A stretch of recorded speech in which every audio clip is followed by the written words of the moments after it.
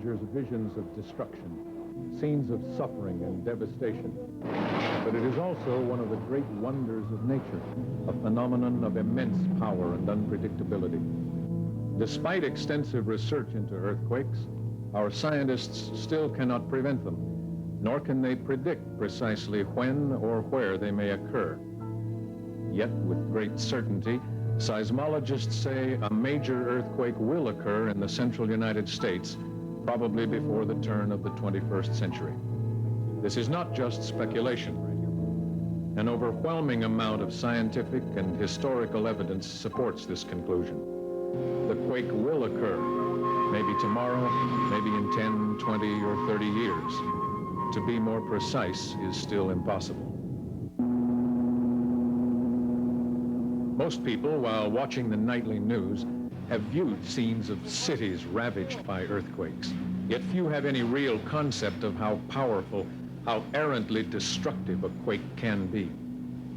Imagine a tornado ripping through your town. Horrible as it may be, it is nothing compared to the power released during a major earthquake.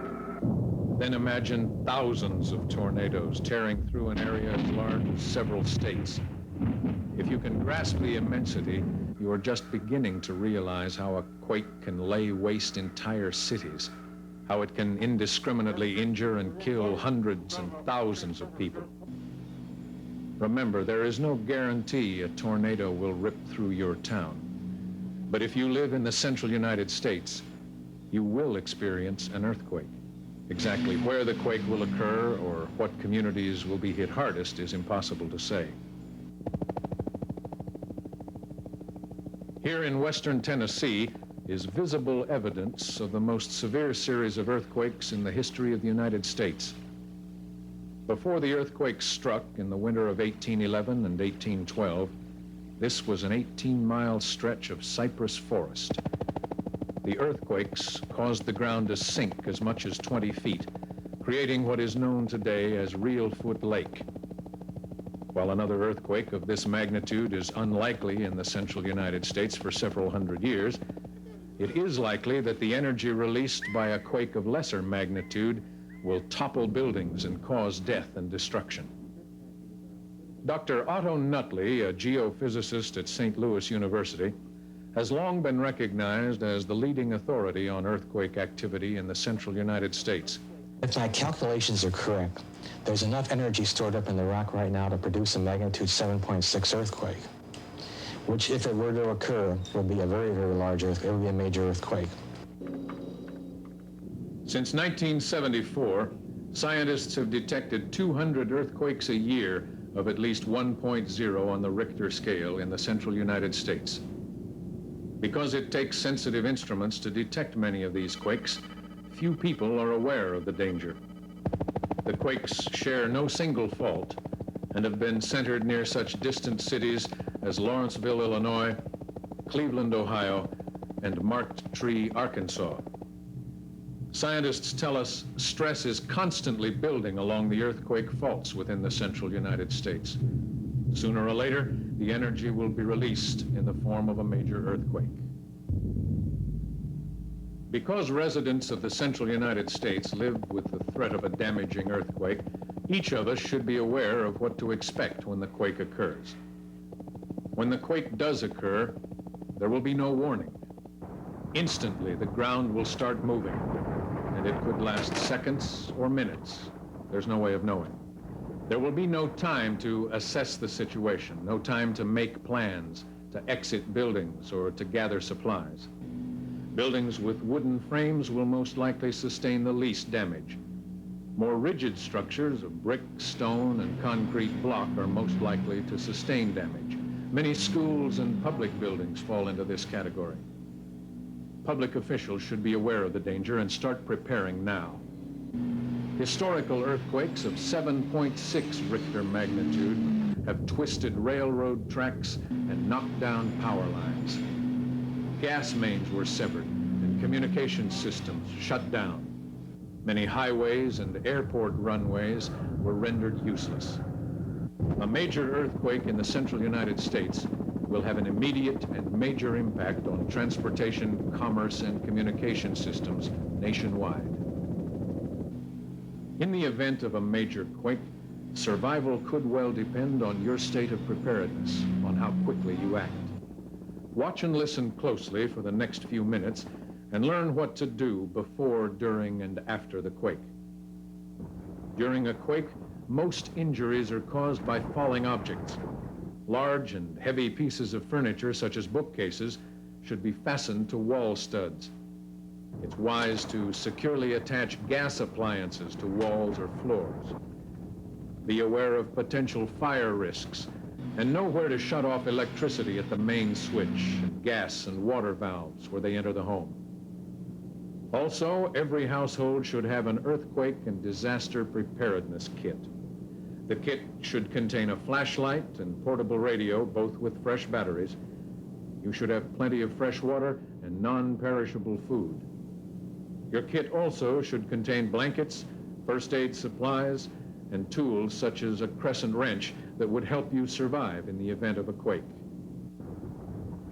If you're indoors during a quake, stay indoors and take cover under a heavy table or desk. Other places of safety include halls, doorways, and interior walls. If you're outside, stay outside and move away from buildings and utility lines. And if you're in a car, stay there. When you drive on, be watchful for hazards created by the quake, such as power lines. After an earthquake, you will experience aftershocks. Most of these are likely to be of lesser intensity than the main shock, but they are capable of causing additional destruction, so stay out of heavily damaged buildings. Check for injuries as soon as possible. Those who are seriously injured should not be moved unless in danger of further injury. Don't smoke or use an open flame. The possibility of gas leaks is high following an earthquake. If you do smell gas, open windows, shut off the main gas valve, and report the leak to authorities. Of course, there are many other tips for how you can prepare for an earthquake, and there are places you can go to seek answers. Your local disaster and emergency services, or civil defense, for example. The local fire department can advise you on how to minimize fire risks. And the Red Cross has information on first aid procedures. Because we know a major earthquake could occur at any time, it is impossible to be too prepared. The more you know about your home, office, and surroundings, the better off you will be. Don't be unprepared for the coming quake. When you realize it's only a matter of time, you've taken the first step toward saving your life and the lives of those you love. The quake will happen. If we are prepared, we can save lives.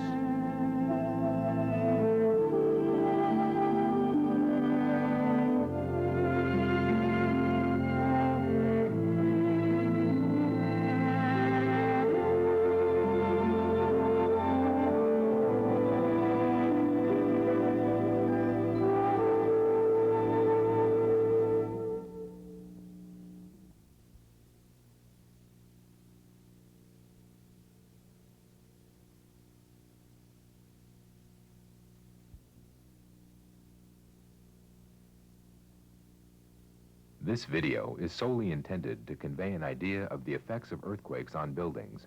It is not intended to be a replacement for specific analysis for a particular building or location.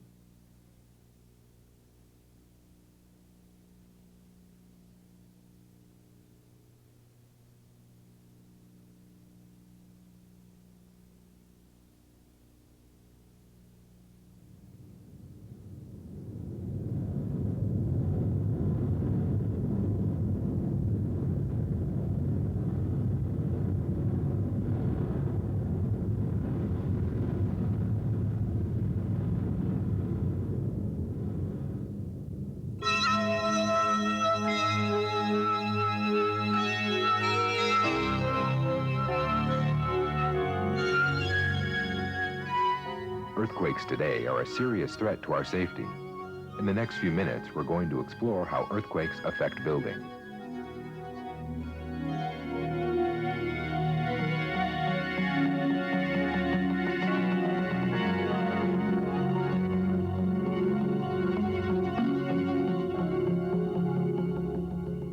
Cities are made up of many types of buildings, constructed at different times with a variety of materials. Earthquakes affect these buildings in many ways. We're going to explore how earthquakes affect 4 of the more common and hazardous types of buildings, and how these hazards can be reduced. These are the 4 types we'll be looking at.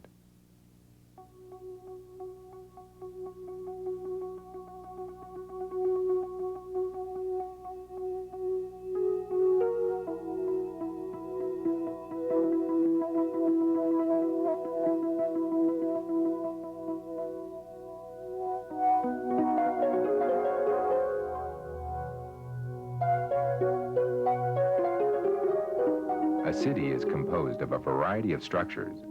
Let's look at how different structures behave when strongly shaken.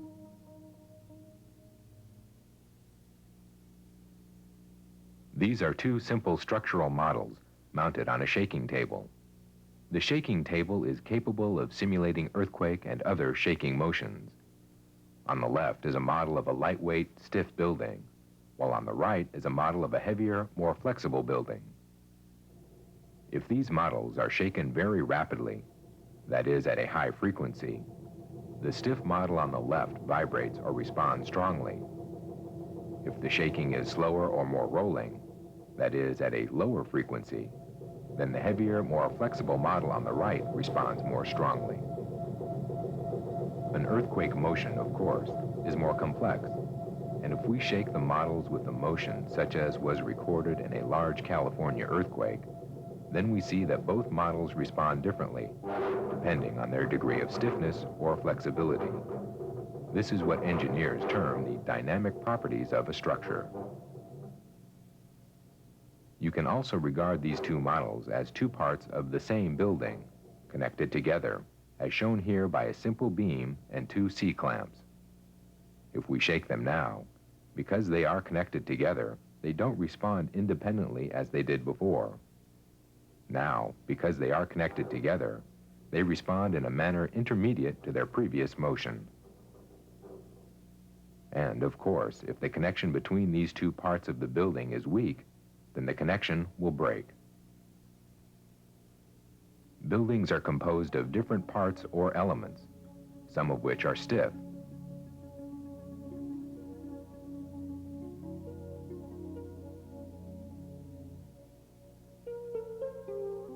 While others of which are more flexible.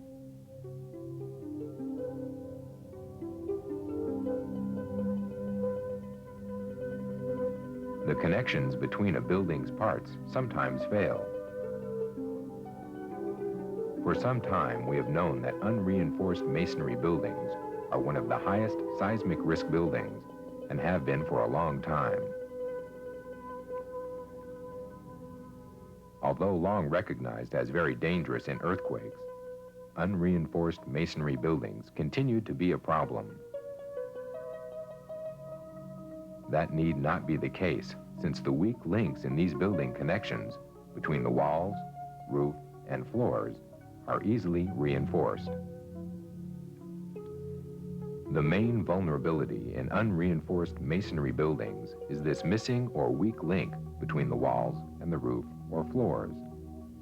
The earthquake tends to shake the more flexible walls, and if they are not well connected to the floors and roof, they fall away. If they are well connected, then the force of the earthquake is transmitted through the floors to the stiffer walls. Of course, there must not be too many openings in those walls, or they will crack and fail. If there are excessive openings in the building, then cross-bracing or other reinforcement may be required. The same problem of wall-roof connections also exists in older tilt-up buildings. Tilt-up construction is just that. Wall panels are formed and poured on the ground and tilted up and connected to the roof. In the 1971 San Fernando earthquake, tilt-up buildings failed because connections could not withstand the earthquake forces. After that earthquake, the building code in California was revised to require stronger and improved connections for new construction. However, Older tilt-up buildings in many cases have not been upgraded and may even have existing defects, such as the crushing in this column. Earthquakes are also a hazard to concrete frame buildings, and as was seen in the 1985 Mexico earthquake, even high-rise reinforced concrete buildings can completely collapse in an earthquake. During an earthquake, a tall building will shake or oscillate back and forth. If there are too many cycles, the building will fail, just as a paper clip will fail after repeated bending back and forth. A paper clip is ductile and can withstand this back and forth bending. In order for concrete to withstand this flexing, it must have special detailing to provide confinement and thus ductility. Special detailing with many ties or spirals can provide this confinement and ductility. If the concrete is not confined in this way, it will have very little ductility and will lose its strength after only a few cycles. If earthquake shaking is at just the right frequency to tune in on the natural harmonics of a building, an effect called resonance occurs, in which the effects of the shaking are multiplied many times. This occurred in Mexico City.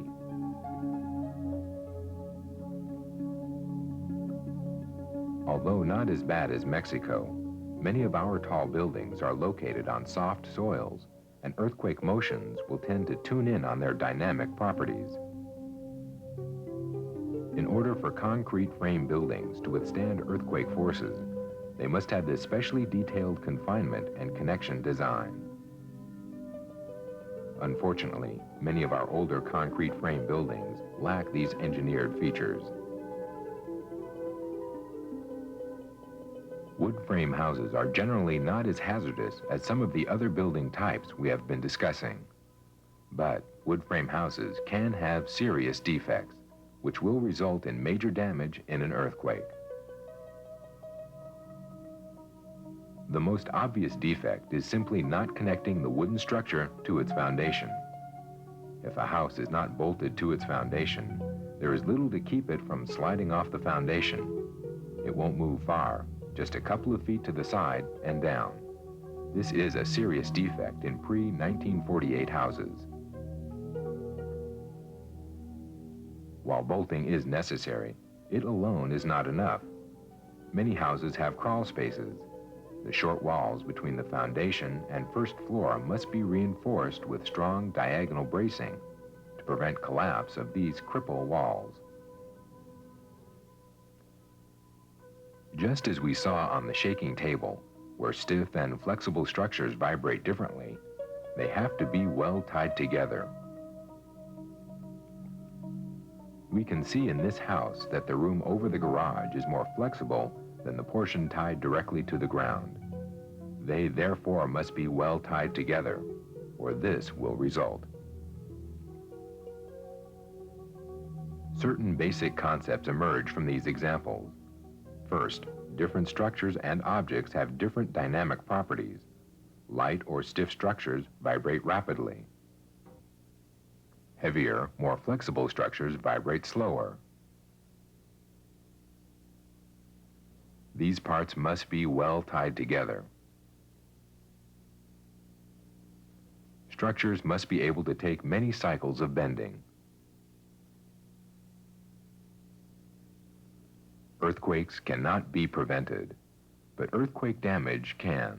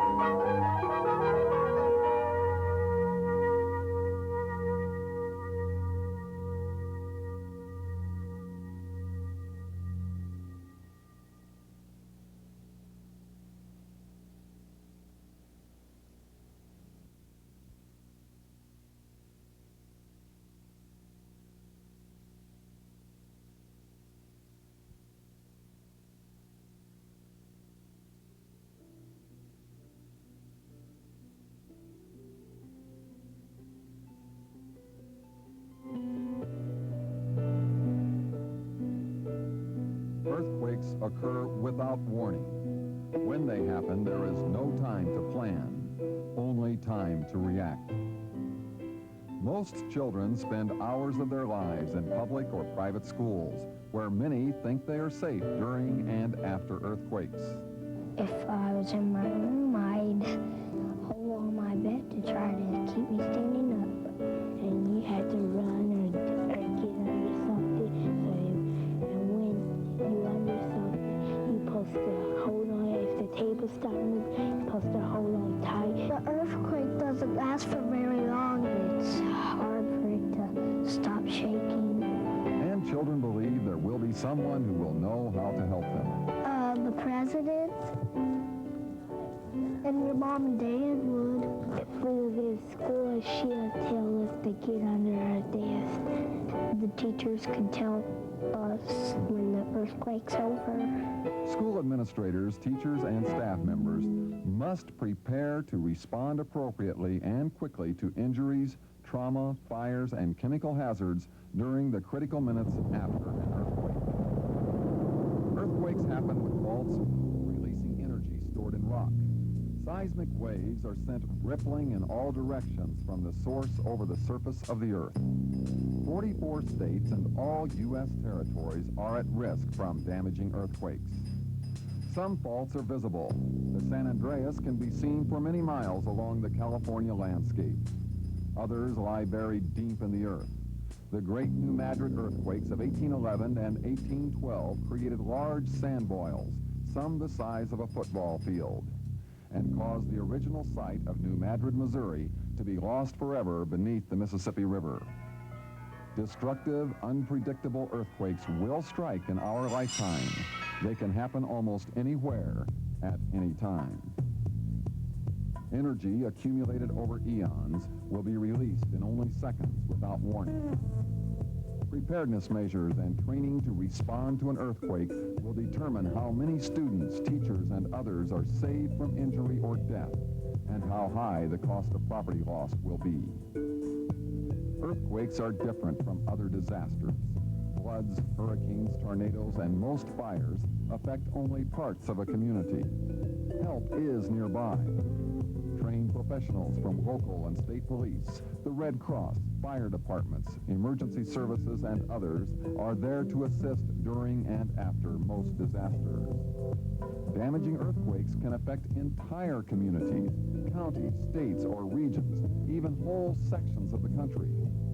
Fire departments, the medical community, and other services can respond to 1, 2, even 3 emergencies at once. But they cannot put out 100 or 1,000 fires, send ambulances to all parts of a city, or assist a whole region in rubble. Millions of children and young adults attend public and private schools in areas of high earthquake risk. Damage to buildings in those regions is likely, and inside them, damage to objects and injury to people is almost certain. If a damaging earthquake strikes during school hours, students and school personnel may be isolated. Links to the rest of the community could be severed for an hour, a day, perhaps even several days. Communication systems could be cut off, utility lines down, and water, sewer, and gas lines ruptured. Rescue workers may not be able to reach schools and other facilities. Roads could be impassable, bridges may have fallen or be unsafe. In the chaos and rubble of an earthquake aftermath, responsible adults in schools must be prepared to deal immediately with fires, fumes, hazardous materials, injuries, and fear. The windows will start breaking and the bricks will be falling. It wouldn't feel real good because you might fall and hit your head. Scary. Really scared. That was scary. It must be assumed during planning that no professional outside help will be at hand after an earthquake. But those professionals can help develop a response plan before an earthquake occurs.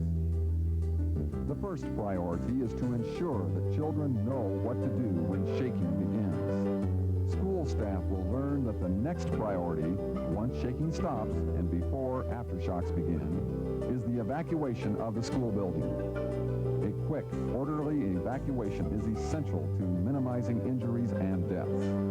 Potential hazards along possible exit routes will be identified. Once outside, children should be taken to an open space away from buildings and power lines. Great potential dangers can be found near schools. Many are not apparent to the untrained eye. They can cause serious injury by falling, starting fires, and creating fumes. High voltage lines, major pipelines, water towers, and tall buildings should be avoided. The schools may be near routes where hazardous materials are transported, or facilities such as gas stations where they are stored. Fire departments, public works offices, and building inspection departments will help locate potential hazards in the school neighborhood. Suggest ways they can be mitigated before an earthquake and help plan how they can be avoided after an earthquake. Inside schools, even moderate earthquakes can cause bookcases and other tall, freestanding furniture and equipment to topple. Hanging objects such as lights will fall, glass may shatter, and objects could be thrown about. Many potential hazards in schools can be eliminated easily or be reduced at little or no cost. Heavy, tall furniture should be bolted to walls. Water heaters and gas tanks should be secured. Other preparedness measures, such as replacing standard glass with treated glass, will take more time, effort, and money, and should be included in long-range plans and budgets. Potential dangers from fires and spilled hazardous materials are very great both inside and outside of schools. Fires can be caused by electricity or chemicals. Sources might include heating and cooling plants, gas appliances and equipment, or gasoline and fuel gas tanks and lines. A simple demonstration using common materials such as baking soda and vinegar shows the energy that can be released in a chemical spill. Were these dangerous chemicals, the results could be disastrous. They could easily fall from unprotected shelves when shaking begins, releasing gas or fumes and heat, or be ignited by a spark. Fire can spread quickly and can be very difficult to suppress. Professionals from fire departments and others will help identify potential fire and chemical hazards in classrooms and throughout schools. And they will suggest ways to lessen the risk of fires and chemical spills.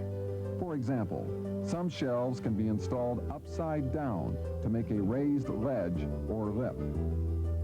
Measures to reduce earthquake risks taken in advance are the first real steps toward protecting school personnel and students.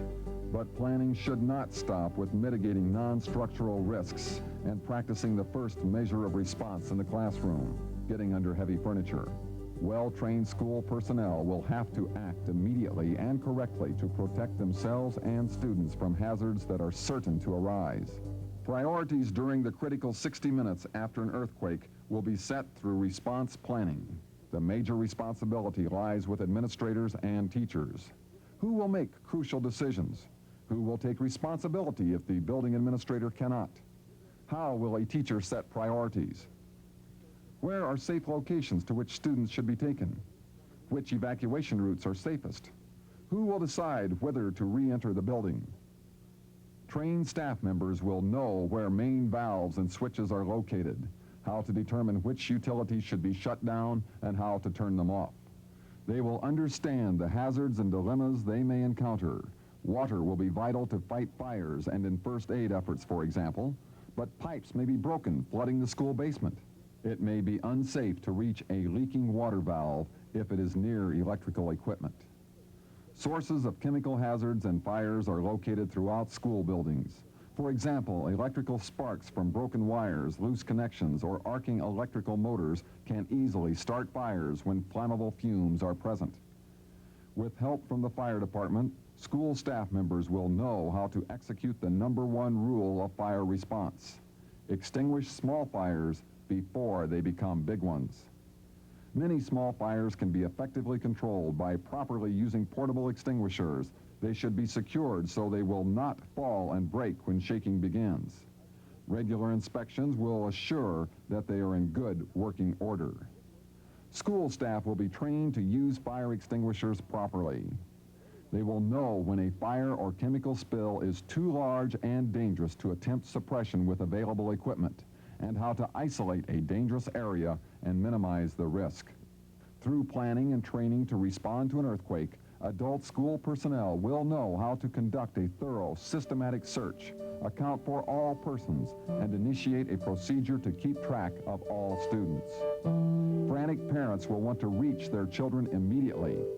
Systems of releasing students only to appropriate adults will be developed with help from police, the Red Cross, and other emergency management agencies. Parents should be informed about school plans so they too will know what to expect and how to prepare their families for an earthquake.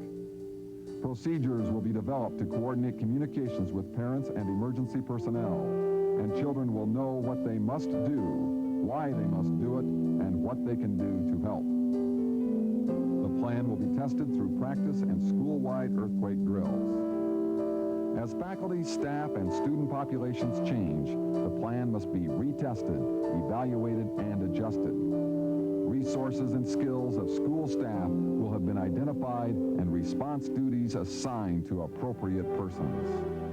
Damaging earthquakes occur less frequently than other natural and man-made hazards, but their effects are nearly beyond comprehension.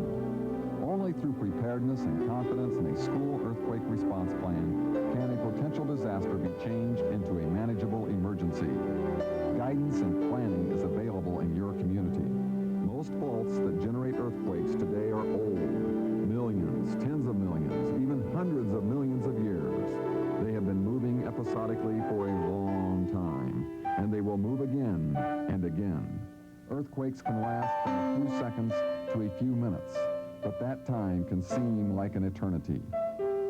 History has shown us where. Only the future will tell us when. How long does an earthquake last? About hour. About 2 hours. About 30 minutes. About 40 minutes. About a second. Second.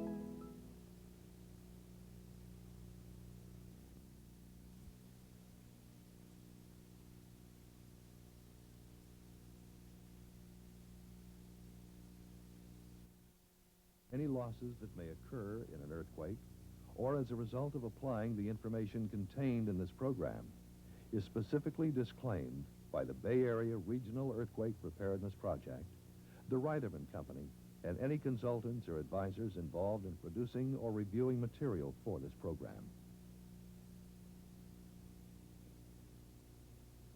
We're going through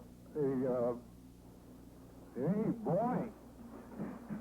Woo-wee. That's a good one. Hey, boy, oh boy, oh boy. Man, that's an earthquake. Hey, that's an earthquake for sure. Woo.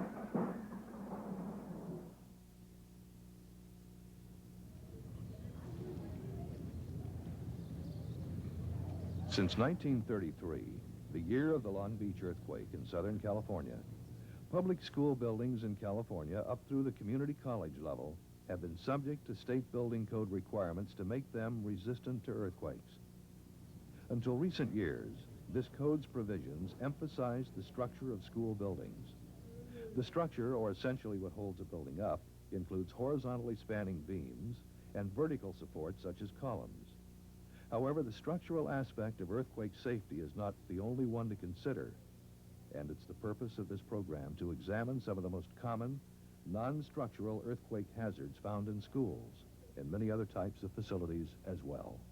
Bookshelves, for example, as well as filing cabinets, compressed gas cylinders, hazardous materials found on shelves, glass windows, water heaters, are some of the most common non-structural items which can cause serious injuries or property damage during an earthquake, even if the structure of the building performs well. This program is intended to provide practical self-help information which, when guided by technical expertise where necessary, can be used to greatly reduce potential non-structural earthquake hazards. Tests conducted in Japan have demonstrated just how hazardous non-structural items can be by placing typical furnishings and mannequins on a large shake table that simulates the shaking of a real earthquake. As you will see, taller, more slender objects may overturn, while items such as desks with broader proportions tend to slide.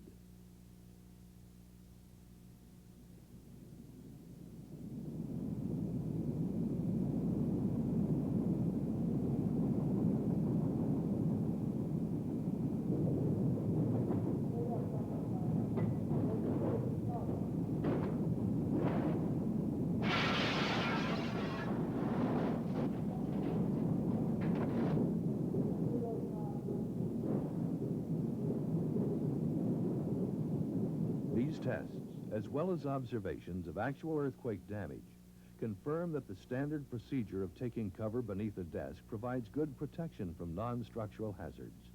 Also note that in addition to the immediate damage and injuries, toppled furnishings can block exit paths. Shelving is one of the most common hazards. Due to its slender proportions, it is especially susceptible to overturning. One way to brace freestanding shelves is to bolt their bases directly to the floor.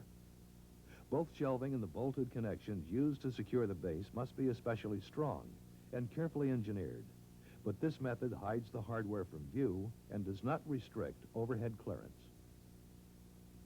Another technique which can be used in combination with the first is overhead bracing, in this case using steel channels that have been securely bolted to the top of each shelving unit. Overhead bracing struts like these should be attached to the wall. On this end, the strut has been connected with bolts and an angle to one of the building's steel columns. At the other end, a piece of steel channel has been anchored to two studs. The studs are the vertical members, typically wooden 2x4s or metal members of similar overall size that make up the framework inside most lightweight walls. As the shelving attempts to overturn in an earthquake, the struts must withstand strong compressive or pushing forces without buckling. Therefore, bracing with a cross-section, similar to this channel shape, should be used. A thin, flat bar would not be appropriate because it could not resist compression. Shelving located against walls can be easily braced by attaching the top of the shelving directly to the wall. The tops of shelving should be kept free of heavy items, which can easily be moved to lower shelves or away from where people are usually located. As always, the anchoring screw should connect directly to the studs, and the angle should fasten to a sturdy portion of the shelving framework. Tall file cabinets can overturn sideways, and they can also fall forward if earthquake shaking causes unlatched drawers to slide out. The most serious hazard is posed by the taller 4- and 5-drawer models. This file cabinet weighs over 300 pounds, and if overturned, it could cause serious injury or block exits. If a less visible anchorage than this one is desired, the vertical leg of the angle can be turned down behind the cabinet rather than up, where the file drawers can be briefly removed to allow the installation of screws through the inside of the cabinet. Compressed gas cylinders that overturn could rupture connecting tubing, releasing hazardous gases. The valve stem could also break off, and in this event, the cylinder might shoot off like an unguided missile. Science laboratories or stockrooms are the most likely place to find gas cylinders in the school environment. Frequently, only a single loose chain is used, but the currently preferred technique is to add a second chain around the cylinder's base to prevent the cylinder from slipping out when jostled. A tightly cinched nylon belt can also be used for this purpose. But as with all restraint anchorages, the chain or strap should be firmly attached to a wall stud or other sturdy support. Science labs may also contain many bottles of chemicals that, if unrestrained, could topple off in an earthquake, and therefore shelf contents can be another important non-structural hazard to consider. One important step is to carefully label and organize all chemical containers. The chemical supplier to this school district provides the required information and labels at no charge. Chemicals can then be segregated by type on different shelves so that breakage of adjacent bottles won't cause dangerous reactions. Of course, the shelving itself must also be adequately braced. But in order to prevent bottles from toppling off shelves to the floor, each shelf can be fitted with a raised lip.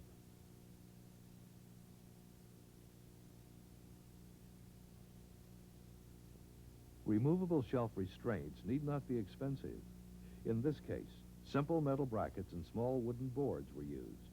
Elastic cords or chains with a spring at one end can also be stretched across the front of the shelves. Hazardous materials are usually found in only a few locations, but the next non-structural earthquake hazard we will cover can be found in virtually every classroom: glass windows. Because the breakage of only a few window panes could cause serious injuries, this is a significant non-structural earthquake hazard to consider carefully.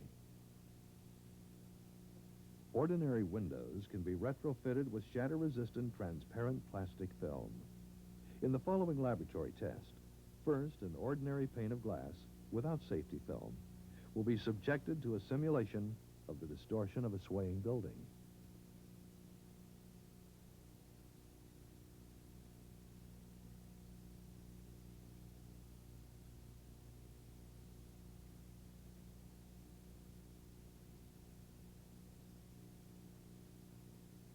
In the second test, a shatter-resistant film will be applied to ordinary window glass. The same distortion will be imposed on the pane and it will still crack, but the protective film will hold the fragments in place.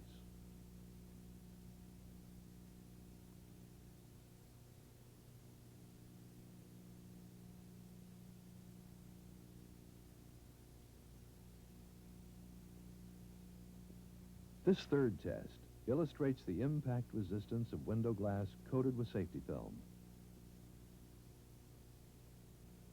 In addition to increased earthquake protection, such windows are more resistant to burglars, vandals, and even explosions. These large panes of glass at a school have been retrofitted with film. Occupants and visitors do not notice any visible difference. Such films, available tinted or clear, are similar to ordinary solar films but have stronger adhesives. One of the least obvious non-structural hazards is the water heater, because it's usually hidden in a closet or janitorial room. Earthquakes can cause water heaters to overturn or move enough to break their gas or electrical connections, thereby starting fires. A typical 30 to 40 gallon model like this one should be restrained snugly around its base and at its top.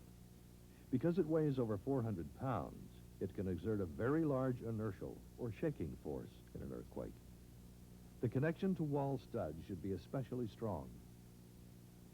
This roll of metal pipe hanger strapping, or plumber's tape as it's sometimes called, and these 4 quarter-inch lag screws with washers are usually sufficient. Large sheet metal screws can be used if studs are made of metal, and carefully installed expansion bolts can be employed if walls are concrete or masonry. These materials are available at ordinary hardware stores, usually cost less than a few dollars, and in most cases take less than an hour to install. For wood frame walls, for example, the lag screw should penetrate at least 2 inches into the stud. More detailed guidance on reducing this and other non-structural earthquake hazards is available in a booklet published by the Bay Area Regional Earthquake Preparedness Project. Included are references to the special public school seismic regulations contained in the California Administrative Code. and which are enforced by the Office of the State Architect. These items are but a few examples of the many non-structural hazards in schools which are both common and easily remedied. Non-structural hazards are more likely to have escaped the detailed review of architects or engineers, and this type of damage is more likely to occur in an earthquake than major structural damage. This program has presented some of the technical aspects of reducing non-structural earthquake hazards. A more difficult challenge may be to establish and maintain an administrative policy that requires and encourages the implementation of protective measures. Only when both the technical and administrative aspects of the problem are effectively handled will administrators, teachers, and students be adequately protected from the threat of earthquakes. We were going through hey, boy. Ooh-wee. That's a good one. Hey, boy, oh boy, oh boy. Man, that's an earthquake. Hey, that's an earthquake for sure. Woo.